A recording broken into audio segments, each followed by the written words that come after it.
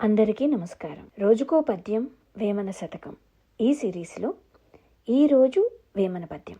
నిక్కమైన మంచి నీలమొక్కటి చాలు, దళుకు బెళుకు రాళ్ళు తట్టడేలా, చాటు పద్యమిలను చాలదా యొక్కటి, విశ్వదాభిరామ వినురవేమ. దీని అర్థం ఏంటంటే, నిజమైన విలువ ఉన్న ఒక్క నీలమణి ఉంటే చాలు, తళుకులు బెళుకులు ఉన్నా, ఎన్ని పెద్ద పెద్ద రాళ్ళు ఉన్నా, అవి మెరిసిపోతున్నా సరే మనకి ఉపయోగమే ఉండదు.